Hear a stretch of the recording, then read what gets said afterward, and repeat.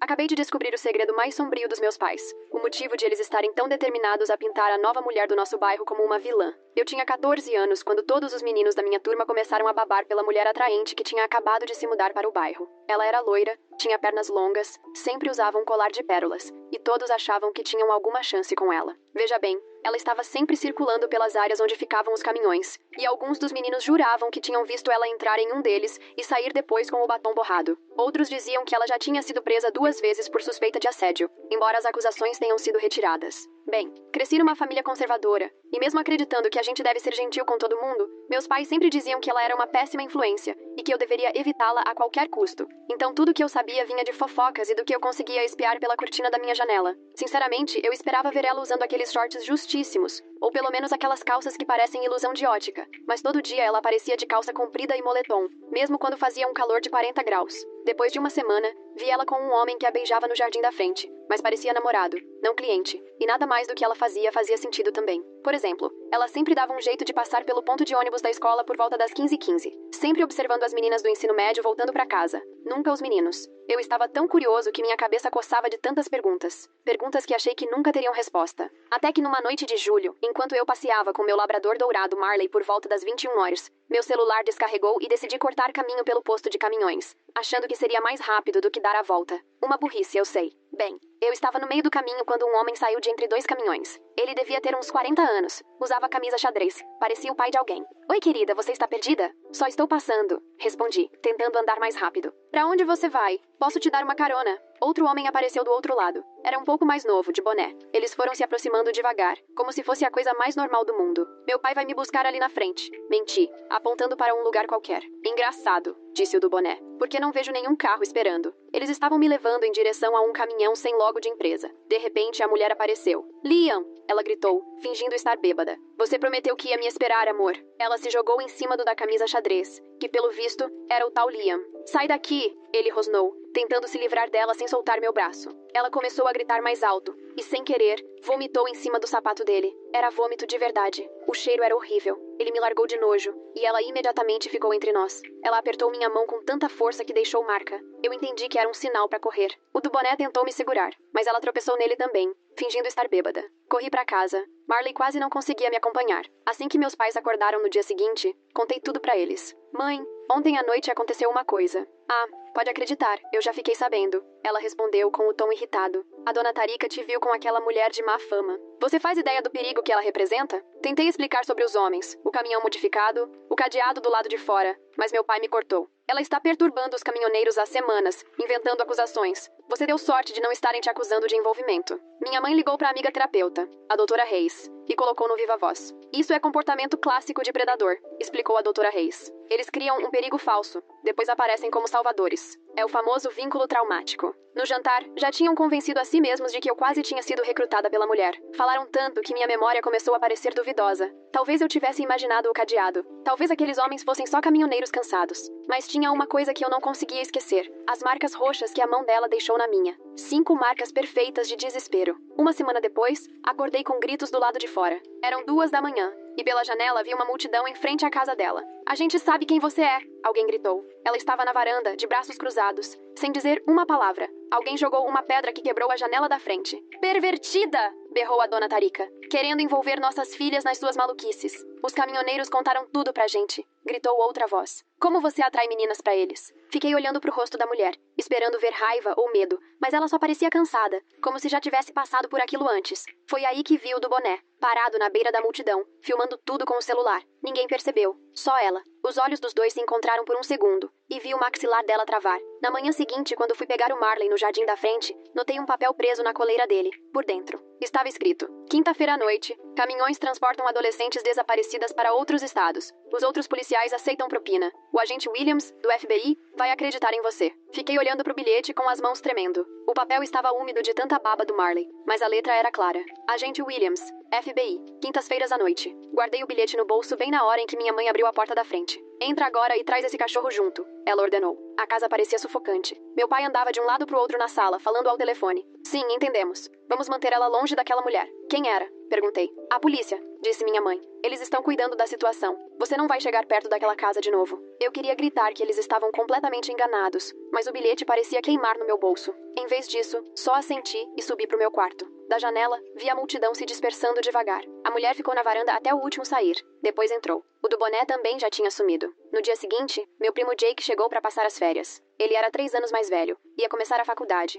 e era o único da família que não me tratava como criança. Fiquei sabendo da confusão, ele disse, largando a mochila no quarto de hóspedes. Minha mãe já tinha falado com ele. O Jake vai te ajudar a ficar de olho em você nessas férias. Ela anunciou no café da manhã. Pra garantir que você não se meta em mais encrenca. Jake me olhou e piscou. Mais tarde, quando nossos pais saíram para fazer compras, ele me encurralou na cozinha. Tá? O que aconteceu de verdade? Contei tudo pra ele. Os homens no posto de caminhões, a mulher me salvando, o bilhete sobre o FBI. Jake ouviu tudo sem interromper, ficando cada vez mais sério a cada detalhe. Me mostra o bilhete, ele pediu. Peguei de onde tinha escondido, dentro do meu diário antigo. Jake analisou com cuidado. Isso é real, ele disse por fim. A letra? O tipo de papel. Alguém que entende do assunto escreveu isso. Assunto? Coisa de espião. Olha, ele apontou para umas marcas quase invisíveis no papel. Ela escreveu isso em cima de outra coisa. Provavelmente destruiu o original. Jake pegou o notebook dele. Vamos ver o que conseguimos descobrir sobre nossa vizinha misteriosa. Passamos a próxima hora pesquisando. Jake era bom nisso. Sabia exatamente em quais bancos de dados procurar, como buscar páginas em cache. Finalmente, ele achou algo. Aqui, ele disse, virando a tela para mim. Diana Morrison, conselheira juvenil licenciada até 3 anos atrás. A foto mostrava uma versão mais jovem da nossa vizinha, sorrindo numa inauguração de centro comunitário. O que aconteceu há 3 anos? Perguntei. Jake clicou em mais alguns links. Diz aqui que ela perdeu a licença por intervenção inadequada em um assunto familiar. Mas olha isso. Ele tinha encontrado uma matéria de jornal local da mesma época. 3 adolescentes resgatadas de rede de tráfico. Li em voz alta. Denúncia anônima leva a prisões. Os tempos batem, Jake disse. Aposto que ela foi a denunciante anônima e acabaram punindo ela por isso. Ouvimos o carro dos nossos pais chegando na garagem e fechamos o notebook rapidamente. Mas naquela noite, Jake bateu na minha porta. Quinta-feira é daqui a 2 dias. Sussurrou. A gente precisa ver o que acontece naquele posto de caminhões. Como? Mamãe e papai não vão me deixar sair de casa depois que escurece. Jake sorriu. Deixa isso comigo. Trouxe meus binóculos da época que eu era fissurado em observar pássaros. Dá pra assistir tudo do morro atrás do posto. Na noite de quarta-feira, mal consegui dormir. Na tarde de quinta, Jake disse aos nossos pais que ia me levar ao cinema. Em vez disso, subimos o morro que dava vista para o posto. O sol de verão ainda estava alto às 7 da noite, garantindo boa visibilidade. Toma, Jake disse, me passando os binóculos. Os mesmos caminhões de sempre? Foquei no pátio lá embaixo. 3 caminhões estavam parados no canto dos fundos, longe das luzes. Nenhum tinha logotipo de empresa. Não reconheço, mas... Parei de falar. Um carro havia acabado de chegar. Jake, é o Tyler da minha escola. Ele está no último ano. Tyler saiu do carro e bateu na porta de um dos caminhões. A porta se abriu e vi um brilho de cabelo loiro. Uma garota, talvez com uns 15 anos, desceu. Tyler a entregou para o motorista e recebeu algo em troca. Ele está vendendo elas. Sussurrei horrorizada. Jake já estava tirando fotos com o celular. Precisamos de mais provas. Continua olhando. Na hora seguinte, mais 2 carros chegaram. Toda vez, Tyler parecia coordenar a troca. Os caminhões não saíam do lugar. Só ficavam ali recebendo passageiros. Devem estar esperando alguém, Jake disse. Ou alguma coisa. Às 9h15, uma SUV preta chegou. Um homem de terno desceu e conversou com cada motorista. Aí os caminhões ligaram os motores. Eles vão embora, falei. Aquelas garotas... As placas, Jake disse apressado. Vai falando que eu anoto. Fui dizendo os números enquanto ele digitava no celular. O comboio saiu, indo em direção à rodovia. Ficamos escondidos até ter certeza de que tinham ido embora. E aí descemos com cuidado. Minhas pernas tremiam, e não só pela descida íngreme. A gente precisa contar pra alguém, falei. Vamos contar, mas primeiro temos que ser espertos. Jake estava sério. Seus pais não vão acreditar. E se a polícia local estiver recebendo propina? O agente Williams, falei. O bilhete dizia que ele acreditaria na gente. Então é por aí que começamos. Amanhã, vamos fazer outro passeio ao cinema. Só que dessa vez, até o escritório do FBI. Quando chegamos em casa, mamãe estava esperando de braços cruzados. O filme acabou faz 1 hora. A gente tomou sorvete depois. Jake respondeu todo calmo. Por minha conta. A expressão da mamãe suavizou um pouco. Da próxima vez, liguem. E falando em ligação, o Dr. Hayes quer te ver amanhã. Meu estômago revirou. Por quê? Ele está preocupado com sua fixação naquela mulher. Ofereceu um encaixe para uma sessão de emergência. Olhei para Jake, que me deu um aceno discreto. Era para eu colaborar. Tá bom, falei. Que horas? 3 da tarde. Eu te levo. Naquela noite, Jake entrou de fininho no meu quarto de novo. Mudança de planos. Vamos ao FBI depois da sua consulta. Diz pra sua mãe que eu vou te buscar pra gente sair. E se o Dr. Hayes falar pra ela não deixar? Aí a gente pensa em outra coisa. Por enquanto, temos que fingir que tá tudo normal. Não dá motivo pra desconfiarem. Assenti, mas dormir foi impossível. Só conseguia pensar naquelas garotas dos caminhões, imaginando onde estariam agora. Na manhã seguinte, a casa da mulher estava silenciosa. O carro dela tinha sumido, e os jornais se acumulavam na varanda. Será que ela fugiu por causa da máfia? Ou estava seguindo aqueles caminhões? No café da manhã, mamãe me vigiava como uma águia. Você parece cansada. Só dormi mal. O Dr. Hayes diz que isso é comum em casos de trauma. Você vai se sentir melhor depois de conversar com ele. Me forcei a comer, mesmo com tudo tendo gosto de papelão. Papai já tinha saído pro trabalho, e mamãe passou a manhã no telefone com vizinhos, comentando o caso. Ela sumiu mesmo, ouvi mamãe dizer pra alguém. A Diane viu ela colocando caixas no carro às 5 da manhã. Já foi tarde. Diane era minha tia, irmã da mamãe. Ela devia visitar a gente mês que vem, mas mamãe não tinha tocado no assunto ultimamente. Quando saímos para o consultório do Dr. Hayes, eu já tinha ensaiado minha atuação umas 10 vezes na cabeça. Precisava parecer convencida de que a mulher era perigosa, que eu tinha sido manipulada. O consultório do Dr. Hayes ficava numa galeria, entre um salão de manicure e um escritório de contabilidade. A sala de espera cheirava a desinfetante e nervosismo. Vou ficar bem aqui, mamãe disse, se acomodando com uma revista. O Dr. Hayes era mais novo do que eu esperava. Devia ter uns 30 e poucos anos. Usava óculos de armação grossa e barba bem feita. O consultório tinha o clássico sofá, mas ele apontou para uma cadeira em frente à mesa. Então, disse ele, clicando a caneta, me conta sobre a noite de quinta-feira. Repeti a história que tinha contado aos meus pais, mas dessa vez acrescentei dúvida. Acho que posso ter entendido errado. Talvez eles só quisessem ajudar. Muito perspicaz, disse o Dr. Hayes anotando. O trauma pode distorcer nossa percepção. E em casa, como estão as coisas? A pergunta me pegou de surpresa. Bem, por quê? Às vezes, quando não estamos felizes no ambiente em que vivemos, procuramos situações perigosas. É uma forma de fuga. Não estou infeliz. Ele sorriu daquele jeito condescendente de adulto que acha que você está se enganando.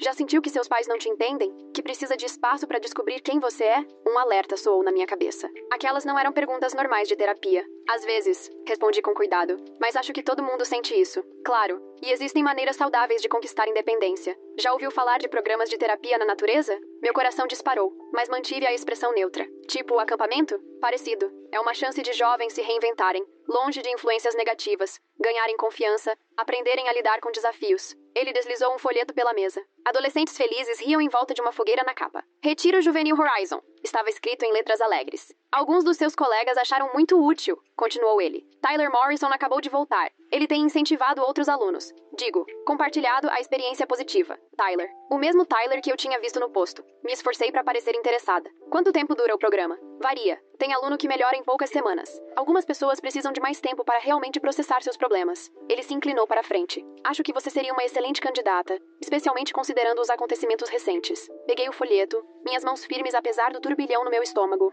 Vou pensar a respeito. Ótimo. E enquanto isso, gostaria de te ver 2 vezes por semana, só para acompanhar como você está lidando com tudo. A sessão continuou por mais 20 minutos, com o Dr. Hayes fazendo perguntas profundas sobre minhas amizades, meu relacionamento com meus pais, se eu já me sentia insegura em casa. Quando terminamos, parecia que eu tinha sido virada do avesso. Minha mãe estava só sorrisos quando saí. Como foi? Muito bem, disse o Dr. Hayes antes que eu pudesse responder. Ela está muito receptiva ao tratamento. Passei algumas informações sobre outros recursos. No carro, minha mãe olhou o folheto. Ah, parece ótimo. Ar puro. Atividades organizadas. Talvez devêssemos considerar isso para o resto do verão. Talvez, respondi, mandando mensagem para o Jake escondida sob o painel. Posso pensar um pouco? Claro, mas o Dr. Hayes tem razão. Você precisa se afastar de todo esse trauma. Jake estava esperando na esquina perto de casa. Minha mãe me deixou, lembrando de voltar até às 6. E aí, como foi? Ele perguntou assim que estávamos longe dos ouvidos dela. Entreguei o folheto e expliquei tudo. O rosto dele foi ficando sério a cada detalhe. Isso é maior do que a gente pensava, disse ele. O Dr. Hayes está recrutando para eles, usando o cargo dele para identificar jovens vulneráveis.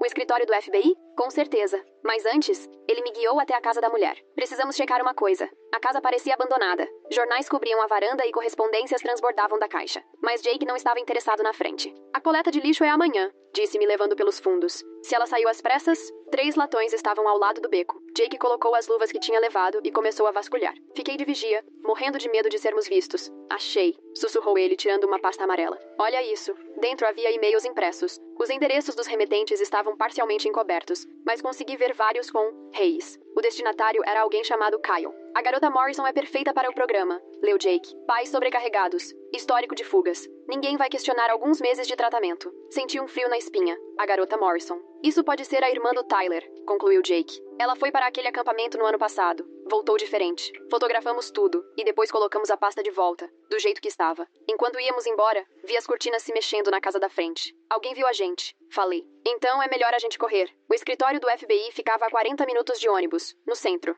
Jake tinha pesquisado o caminho, calculando para chegarmos antes de fechar. O prédio era imponente, todo de vidro e aço, com seguranças na entrada. Precisamos falar com o agente Williams, Jake disse à recepcionista. É sobre uma denúncia que recebemos. Ela ficou desconfiada até Jake mostrar o bilhete. O rosto dela mudou na hora. Esperem aqui. 10 minutos depois, um homem negro alto de terno impecável apareceu. Sou o agente Williams. Vocês têm informações para mim? Passamos a próxima hora numa sala pequena, mostrando tudo. As fotos do posto, os e-mails, o folheto do Dr. Hayes. O agente Williams fazia anotações, às vezes pedindo esclarecimentos. Bom trabalho, disse ele finalmente. Mas preciso que entendam uma coisa. Essas operações são complexas. Leva tempo para montar um caso, mas essas meninas são nossa prioridade. Estamos investigando essa rede há meses. As informações de vocês preencheram lacunas importantes. Ele se recostou. A mulher que deu o bilhete para vocês, Diana Morrison, está nos ajudando extraoficialmente. Então ela era mesmo protegendo jovens como vocês. Ela já perdeu tudo uma vez por isso. Agora faz o que pode, discretamente. O olhar dele era sério. Isso significa que vocês dois precisam tomar muito cuidado. Essas pessoas têm olhos em todo lugar. O que a gente faz? Vão para casa. Ajam normalmente. Se o Dr. Hayes insistir no programa de natureza, ganhem tempo. Digam que precisam convencer seus pais. Vamos ficar de olho. Ele nos deu o número direto dele e fez a gente prometer que daria notícias todos os dias. A volta de ônibus foi silenciosa. Os dois tentando digerir tudo que tinham descoberto. Sua mão, disse Jake de repente. Olhei para baixo. Minha mão esquerda estava cheia de hematomas novos, provavelmente de segurar os binóculos com força demais. Pareciam marcas de dedos.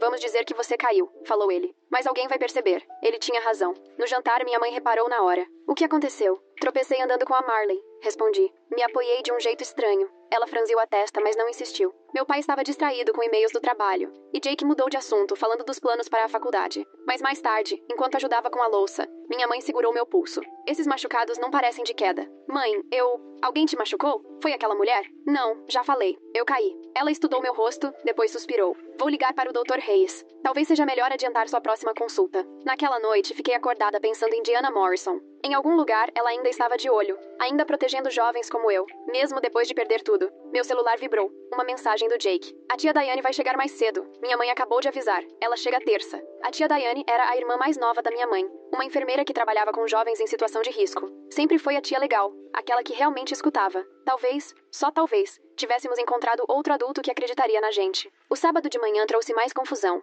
Dona Tarika apareceu na nossa porta antes das 8, quase explodindo de tanta fofoca. A casa daquela mulher, disse ela ofegante. Alguém invadiu ontem à noite. A polícia está lá agora. Minha mãe convidou ela para um café, e eu fiquei por perto, fingindo ler. Devem estar procurando a lista de clientes dela, especulou Dona Tarika. Ou substâncias. Você sabe que esse tipo sempre tem alguma coisa. Pegaram alguém? Perguntou minha mãe. Não, mas fizeram uma bagunça enorme. Papelada espalhada por todo lado. A polícia disse que parecia que estavam procurando algo específico. Jake e eu trocamos olhares. Alguém mais estava atrás daqueles e-mails. Ainda bem que ela foi embora, disse minha mãe. O bairro está mais seguro agora. Quis gritar que Diana Morrison era o único motivo de eu estar segura, mas me controlei e fui para o quarto. Jake bateu na porta alguns minutos depois. Precisamos ter mais cuidado. Você acha que eles sabem que temos cópias? Talvez. Ou talvez estejam só tentando apagar os rastros. Ele sentou na minha cama. O agente Williams mandou mensagem. Quer que a gente mantenha a rotina normal. Nada de investigação. Mas ele tem razão. Já fizemos nossa parte. Agora é esperar. Esperar era uma tortura. Toda vez que eu via o Tyler no mercado ou passava pelo consultório do Dr. Hayes, dava vontade de confrontar todo mundo. Mas continuei no papel. Fui às consultas, fingi considerar o programa de natureza. Parece interessante. Falei para o Dr. Hayes na sessão de segunda. Mas meus pais estão preocupados com o custo. Ah, temos bolsas para os candidatos certos, respondeu ele rapidamente. Estudantes que demonstram verdadeiro potencial de crescimento. Como quem? Bem, a irmã do Tyler, a Megan, ganhou uma bolsa integral. Agora ela está indo super bem, muito focada no futuro. Eu já tinha visto a Megan na escola. Ela costumava ser barulhenta, engraçada, sempre cercada de amigos. Agora, ela andava pelos corredores como um fantasma. Só falava quando alguém puxava a conversa. Eu queria conversar com ela sobre isso, eu disse. O sorriso da doutora Hayes ficou mais tenso. Tenho certeza de que isso pode ser arranjado, embora ela esteja bem ocupada com o trabalho no shopping. Depois da sessão, falei para a mãe que queria ir às compras. Ela ficou radiante por eu demonstrar interesse em algo normal e me deu dinheiro para roupas novas. O shopping estava lotado de gente aproveitando as promoções de verão. Encontrei a Megan trabalhando em uma barraca de pretzel, enrolando a massa de forma mecânica. Oi, falei. Me vê um de canela com açúcar? Ela levantou o olhar e, por um segundo,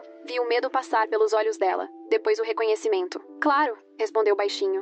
Enquanto ela preparava meu pedido, me aproximei. A doutora Hayes sugeriu que eu conversasse com você sobre o programa de campo. A mão dela parou no meio do movimento. É ótimo, disse sem emoção. Me ajudou muito. Megan, falei suavemente. Eu sei que tem algo errado. Posso ajudar. Você não pode, ela sussurrou. Ninguém pode. Só não vá. Arrume qualquer desculpa, mas não vá. O que aconteceu lá? Ela olhou em volta, então rabiscou algo no meu recibo. Não posso. Eles estão sempre de olho. Olhei para o recibo enquanto me afastava. Ela tinha escrito: não é terapia. Trabalho no rancho. Sem pagamento. Sem celular. Vigilância. Na manhã de terça-feira, a tia Diane chegou enquanto eu passeava com a Marley. Ela parecia cansada da viagem, mas me abraçou forte. Deixa eu ver minha sobrinha favorita, disse. Depois franziu a testa. Você emagreceu. Coisa de verão, respondi. Ela reparou na minha mão, agora com os hematomas desbotando para um tom amarelado esverdeado. Sem dizer nada, pegou minha mão com cuidado, examinando as marcas como a enfermeira que era. Essas são marcas de aperto, disse baixinho. Quem te segurou assim? Eu caí. Não minta pra mim.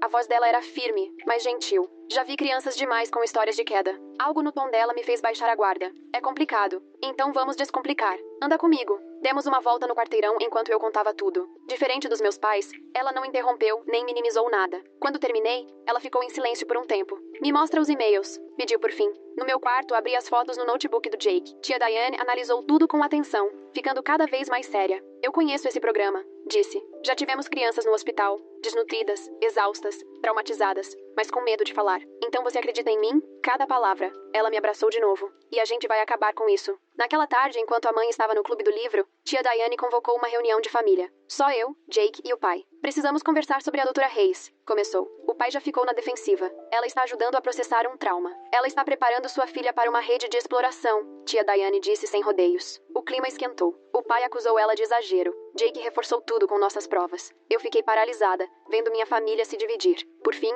tia Diane pegou o celular. Ouçam isso. Ela colocou uma gravação da minha sessão. Minha voz saindo baixinha pelo alto-falante. Eu nem sabia que Jake tinha instalado um app de gravação escondido no meu iPod antigo. A voz da doutora Hayes era nítida. Alguns alunos precisam de mais tempo para processar seus problemas. O programa é muito eficaz em quebrar resistências. O pai ficou pálido. Você gravou sem permissão. Para proteger sua filha, tia Diane rebateu. Escuta o que ela está dizendo de verdade. Quebrar resistência? Isso não é linguagem de terapia. A gravação continuou, com a doutora Hayes explicando como meninas difíceis se beneficiavam do afastamento de influências negativas. Como os pais, muitas vezes, estavam perto demais para enxergar o que os filhos realmente precisavam. Quando terminou, o pai desabou na cadeira. Meu Deus! Vamos tirar ela da terapia imediatamente, tia Diane decretou. E vamos denunciar ao conselho profissional. Mas e se ela estiver ligada a algo maior? O FBI já está investigando, Jake avisou. Estamos em contato com eles. O pai olhou para nós, confuso e magoado ao mesmo tempo. Por que não me contaram? Por que você não acreditou em mim? Falei baixinho. Nem a mãe. Ele se encolheu como se tivesse levado um tapa. Achei que estava te protegendo. Você estava protegendo a sua versão do que aconteceu. Tia Diane disse, agora mais suave. É mais fácil acreditar que seu filho está confuso do que aceitar que existem pessoas perigosas à vista de todos. Passamos a próxima hora revisando tudo. O pai ligou para o agente Williams, precisando ouvir de alguém da autoridade. Quando a mãe chegou, ele já estava convencido. Convencer a mãe foi mais difícil. Ela tinha investido tanto na narrativa de Diana Morrison como vilã, que aceitar a verdade era admitir que tinha me colocado em risco. Isso é um absurdo, ela repetia. A doutora Hayes é respeitada, tem diploma. Assim como os médicos que receitavam opioides demais. Tia Diane respondeu. Diploma não é sinônimo de ética. Só depois de mostrar o bilhete da Megan, explicar como Tyler recrutava meninas, colocar o agente Williams no viva voz, ela desabou e chorou. Eu quase te mandei para aquele acampamento, soluçou. Eu quase, mas não mandou, falei, abraçando-a. A gente impediu a tempo. Os dias seguintes foram uma correria. O agente Williams nos chamou para prestar depoimento formal. A licença da doutora Hayes foi suspensa enquanto investigavam. Tyler foi expulso quando 3 meninas denunciaram as táticas de recrutamento dele, prometendo contratos de modelo ou empregos fáceis no verão. Sem a rede local, o programa de campo parou de mirar na nossa região. O agente Williams contou que fizeram uma operação no rancho, encontrando 17 meninas vivendo em condições que ele preferiu não detalhar. A inteligência da Diana Morrison foi fundamental, ele disse. Ela monitora os movimentos deles há 3 anos. Onde ela está agora? Perguntei. Segura. É tudo que posso dizer. Mas eu sabia que ela nunca estaria realmente segura. Não enquanto ainda existissem predadores por aí. Ainda houvesse meninas precisando de proteção. 6 meses depois, eu estava como voluntária no centro juvenil onde tia Diane trabalhava. Era uma quinta-feira depois da escola. Eu ajudava nas tarefas quando a vi. Diana Morrison estava na entrada conversando com a recepcionista. Estava diferente, cabelo mais curto, roupa mais formal, mas reconheci na hora. Nossos olhares se cruzaram do outro lado da sala. Por um momento, nenhuma de nós se mexeu. Então ela articulou 2 palavras. Obrigada. Assenti, segurando as lágrimas. Ela se virou para sair, e eu quase deixei. Mas algo me fez correr atrás dela. Espera, chamei. Ela parou, mas não virou. Você não devia ser vista comigo. Não me importo mais com o que pensam. Ela sorriu, triste. Vai se importar. Quando afetar sua faculdade e seu emprego, o rótulo te acompanha. É por isso que você faz isso? Vigia os pontos de ônibus? Alguém precisa. Finalmente ela me encarou. Sempre vai existir outra Doutora Hayes, outro Tyler, outro programa prometendo consertar adolescentes problemáticos. A mulher dos e-mails, a garota Morrison, era a irmã mais velha do Tyler, minha filha. A voz dela era firme, mas os olhos estavam cheios de dor. Tentei denunciar pelos canais certos. Disseram que eu era uma ex-mulher rancorosa, fazendo acusações falsas. Então resolvi agir por conta própria. E perdi minha licença. Perderia de novo quantas vezes fosse preciso. Ela olhou para o relógio. São 3:10. Preciso ir. O ponto de ônibus, percebi. Você ainda está de olho. Cidade diferente. Mesmos problemas. Tem uma menina lá que me lembra você. Inteligente, curiosa, mas os pais estão se divorciando. Alvo perfeito. Posso ajudar? Ela me analisou por um longo momento. Você já está ajudando. Continue como voluntária aqui. Fique atenta aos sinais. Ouça quando as crianças tentarem dizer que algo está errado. Isso basta? É tudo. Ela apertou meu ombro com carinho. O mundo precisa de gente que acredita no inacreditável. Ela se afastou, e eu sabia que provavelmente nunca mais haveria. Mas toda quinta-feira, às 15h15, eu pensava nela. De prontidão em algum ponto de ônibus, vigiando os predadores que todo mundo fingia não ver. Continuei como voluntária, até virar conselheira de apoio. As crianças confiavam em mim seus segredos. Talvez porque eu soubesse como é gritar a verdade enquanto os adultos tapam os ouvidos. E às vezes, quando alguma criança mencionava uma oportunidade boa demais para ser verdade, ou um conselheiro que fazia perguntas invasivas, eu sabia exatamente o que fazer. Aprendi com a melhor, afinal. A mulher que todos chamavam de louca, que salvou minha vida com vômito, hematomas e um bilhete colocado no lugar certo. A mulher que perdeu tudo e continuou vigiando mesmo assim, porque alguém tinha que fazer isso. O calor do verão pesava sobre mim enquanto eu voltava para a casa do centro juvenil, ainda processando as palavras de Diana Morrison. Toda quinta-feira, às 15h15, ela disse, observando, protegendo. Não conseguia tirar da cabeça a imagem dela sozinha em algum ponto de ônibus, sempre alerta. Jake me pegou na manhã seguinte, supostamente para irmos à livraria. Mamãe mal levantou os olhos do café, ainda tentando digerir tudo o que tinha acontecido. A culpa a consumia de um jeito que ela nem conseguia explicar,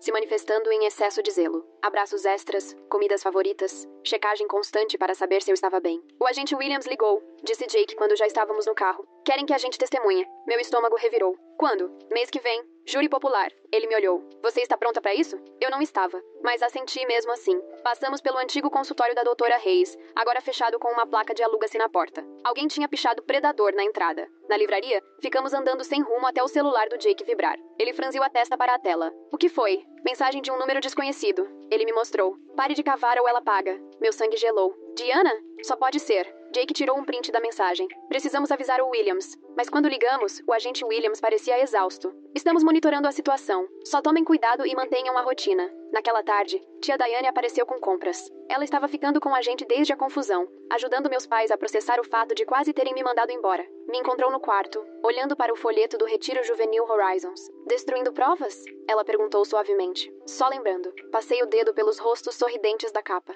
Essas crianças provavelmente achavam que iam para um lugar seguro. Tia Diane sentou ao meu lado. O hospital atendeu 2 meninas desse programa no ano passado. Desidratação severa, infecções não tratadas. Elas não quiseram contar o que aconteceu. Por que ninguém investigou? Pais assinaram autorização. Crianças problemáticas. Fácil de ignorar. Ela apertou meu ombro. Mas agora não mais. À noite, mamãe bateu na porta do meu quarto. Ela fazia isso com frequência ultimamente. Batidas tímidas. Como se tivesse medo que eu a rejeitasse. Podemos conversar? Fiz espaço na cama. Ela sentou com cuidado, como se tudo entre nós fosse frágil. Fico pensando naquela noite, ela disse. Quando você tentou nos contar, eu tinha tanta certeza de que sabia o que era melhor. Mãe, não. Deixa eu terminar. A voz dela falhou. Liguei para a doutora Hayes antes mesmo de você terminar de falar. Entreguei você para ela. Você não sabia. Mas eu devia ter escutado. Ela pegou o celular e me mostrou um grupo no Facebook. Pais contra abusos em terapias de aventura. São centenas de nós. Pais que mandaram os filhos achando que estavam ajudando. Fui rolando as postagens. Uma história atrás da outra de crianças voltando traumatizadas. Pais percebendo tarde demais o que tinham feito.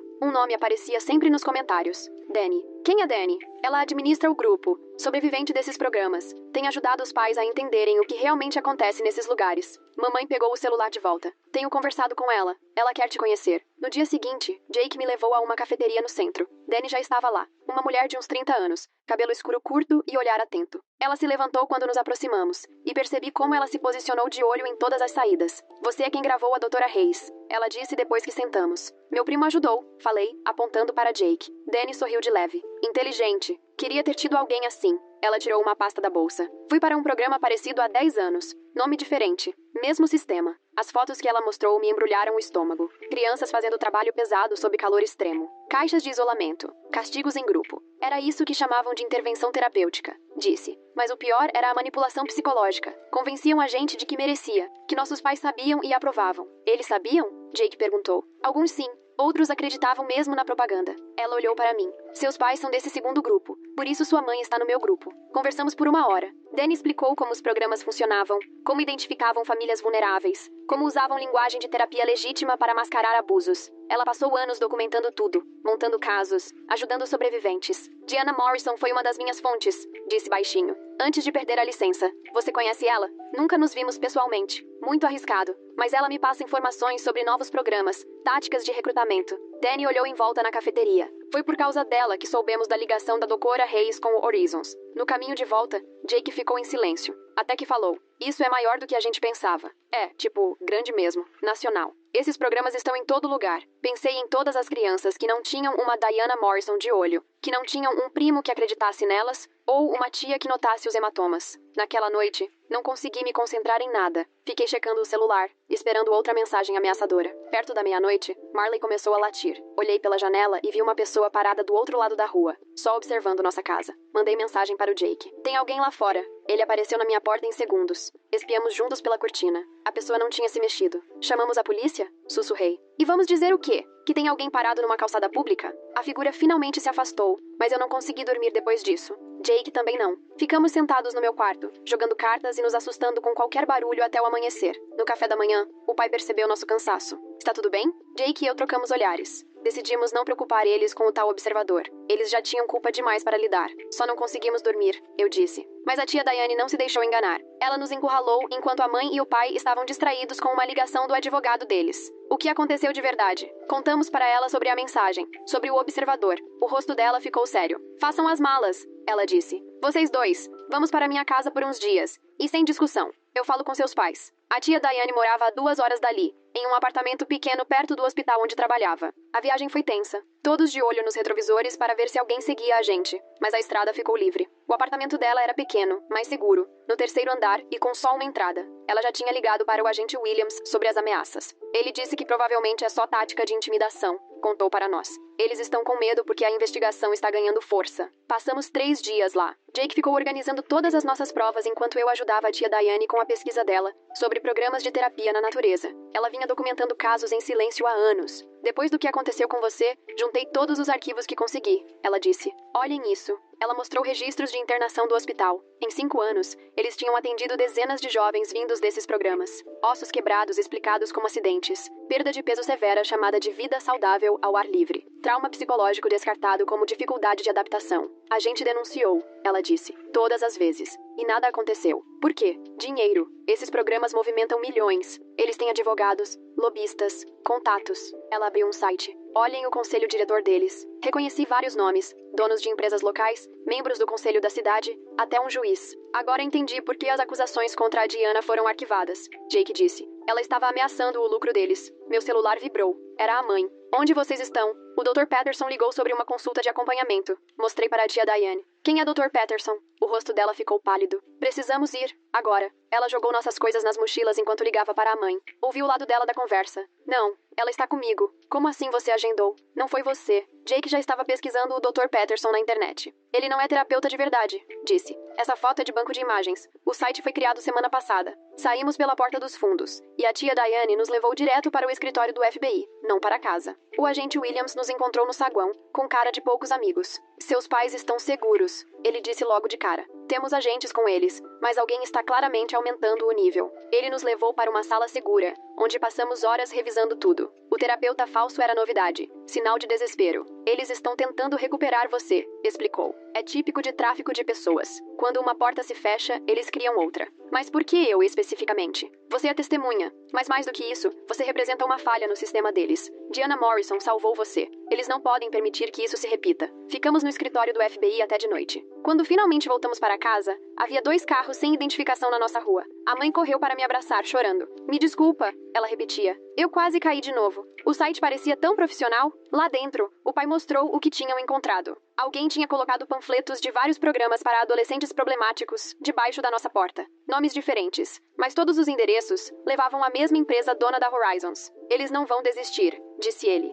Naquela noite tivemos outra reunião de família. Dessa vez todos estavam juntos. Talvez a gente devesse se mudar, sugeriu a mãe. Recomeçar em outro lugar. Fugir não resolve, disse a tia Diane. Eles só vão mirar em outras famílias. Pensei na Diana Morrison, eternamente vigiando pontos de ônibus. A gente tem que reagir. Como? Perguntou o pai. Sendo visíveis, contando nossa história. Olhei para cada um deles, fazendo outros pais saberem o que procurar. Jake abriu o grupo do Facebook que a mãe tinha entrado. Começamos por aqui. Construímos uma rede, compartilhamos informações. Na semana seguinte, viramos ativistas por necessidade. A mãe escreveu um relato detalhado sobre como o Dr. Hayes tinha manipulado ela. O post viralizou nos grupos de pais. Outras famílias começaram a aparecer com histórias parecidas. Dei minha primeira entrevista para uma repórter local que investigava programas de terapia na natureza. Sentada na sala de casa com as câmeras ligadas, contei tudo. O posto de caminhoneiros, a intervenção da Diana, o sistema elaborado para explorar adolescentes vulneráveis. Você sentiu medo? Perguntou a repórter. Muito, mas tive sorte. Tive alguém olhando por mim. A reportagem foi ao ar 3 dias depois.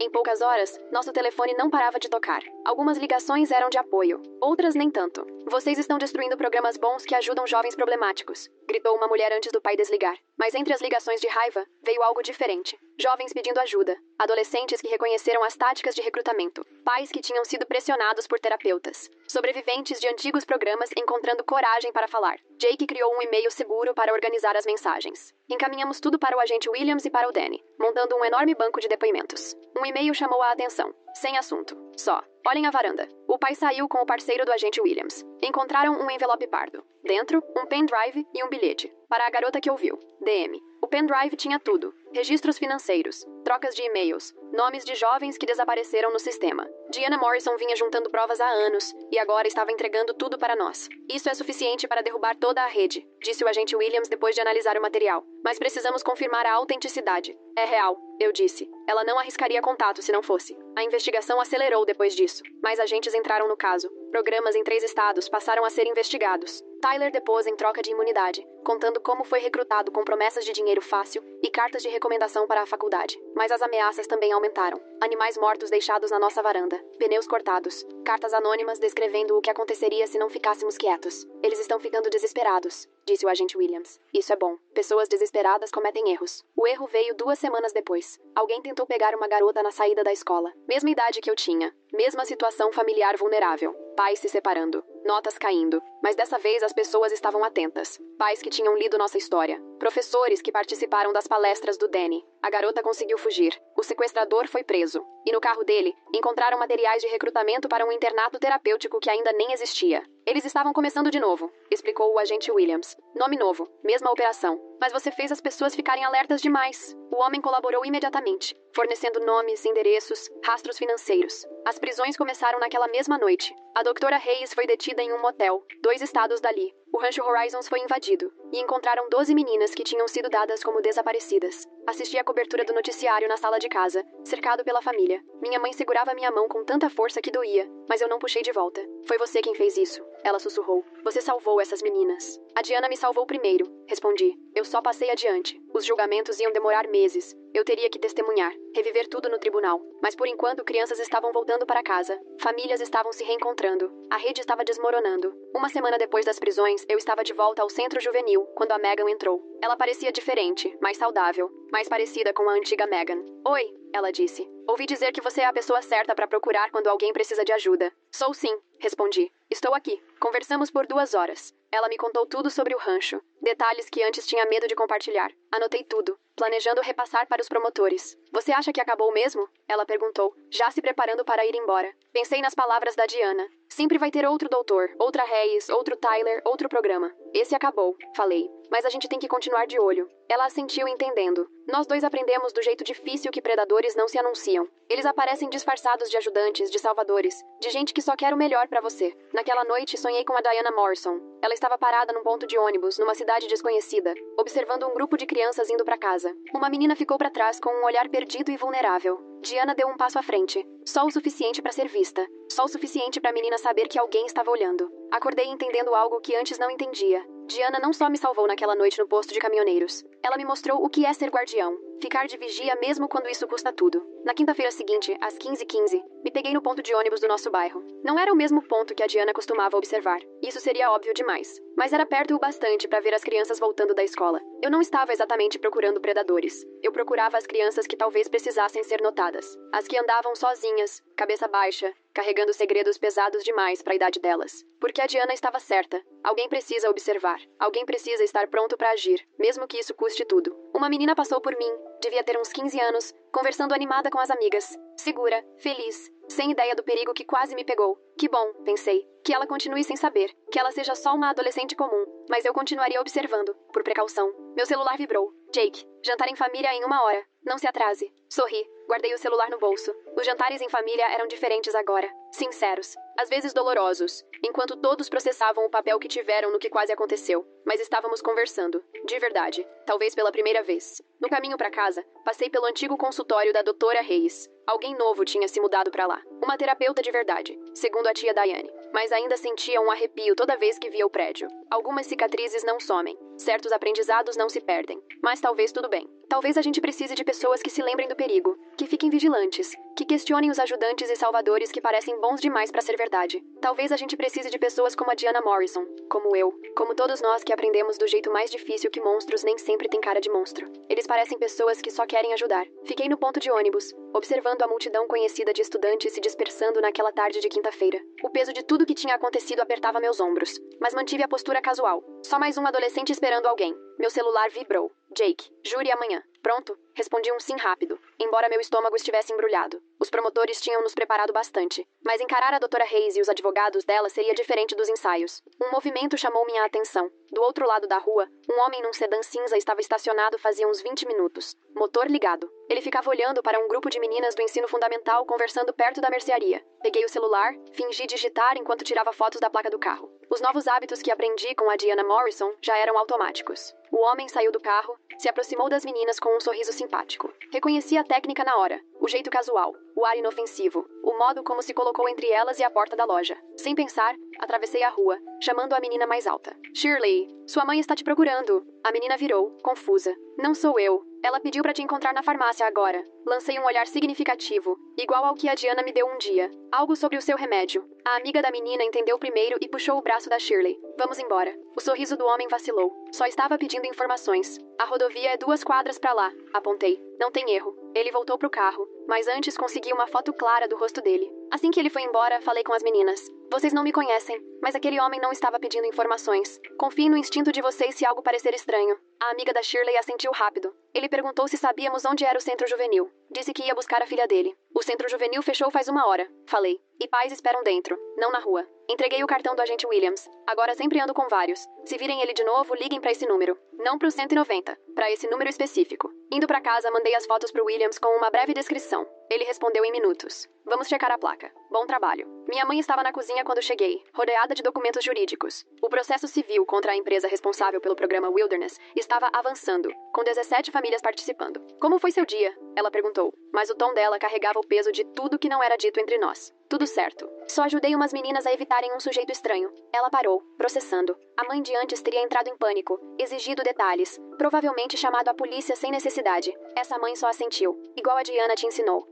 Chegamos a um entendimento sobre a Diana Morrison. Não era exatamente perdão. Minha mãe ainda sofria por ter julgado tudo errado, mas era reconhecimento, respeito até. Meu pai entrou com comida pronta. Chinês hoje. Ninguém quis cozinhar antes de amanhã. O grande júri. Jantamos em relativo silêncio, cada um perdido nos próprios pensamentos sobre o que o dia seguinte traria. A tia Diane veio para nos apoiar, ficando no quarto do Jake enquanto ele dormia comigo. Aconteça o que acontecer, papai disse finalmente. Estamos orgulhosos de você por ter tido coragem de falar. Depois do jantar, encontrei o Jake na garagem, trabalhando no laptop. Ele tinha virado nosso arquivista não oficial, organizando provas, acompanhando casos parecidos pelo país todo. Achou alguma coisa? Perguntei. Lembra daquele falso médico? Patterson. Ele virou a tela para mim. A mesma foto de banco de imagens apareceu em outros 3 sites de terapia falsos, todos criados poucos dias depois da nossa história virar pública. Eles estão se adaptando. É, mas a gente também. Ele respondeu, abrindo outra janela. A rede do Danny identificou os 3 antes que qualquer família caísse no golpe. A notícia está se espalhando mais rápido do que eles conseguem criar novas fachadas. Meu celular vibrou.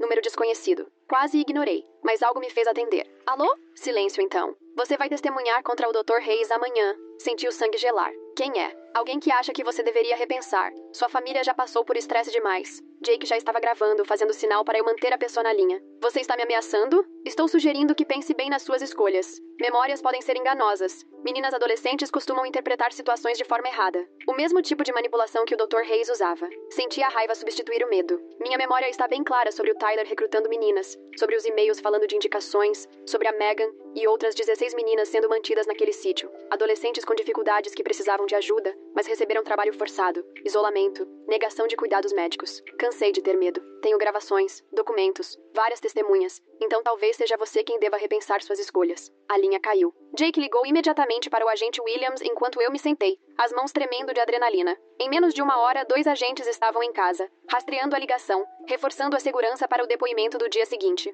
Isso é bom, na verdade, disse o agente Williams. Intimidação de testemunha vira crime federal. Eles estão ficando desesperados. Aquela noite quase não dormi. Qualquer carro passando na rua me deixava tensa. Por volta das 3 da manhã, desisti de tentar dormir e desci, encontrando a tia Diane fazendo chá na cozinha. Também não consegue dormir? Ela perguntou. Fico pensando em amanhã. Ela me serviu uma xícara. Sabe o que é incrível? 6 meses atrás, você era uma garota assustada que quase foi traficada. Agora é você quem está protegendo os outros. Eu tive ajuda. Diana Morrison, você quer dizer. A tia Diane sorriu, triste. Estive pesquisando sobre ela. Sabia que ela tentou denunciar preocupações sobre 5 meninas diferentes antes de perder a licença? O conselho disse que ela era obsessiva e paranoica, mas ela estava certa. Todas as 5 depois confirmaram abuso nos programas. Mas aí, a Diana já tinha sido... Pensei na mulher parada sozinha nos pontos de ônibus, observando, sabendo que ninguém mais acreditava nela, mas incapaz de desistir. É por isso que ela me ajudou daquele jeito? Porque não podia mais fazer isso oficialmente? Provavelmente. Às vezes o sistema falha tanto que as pessoas precisam agir por fora. O dia seguinte chegou rápido demais.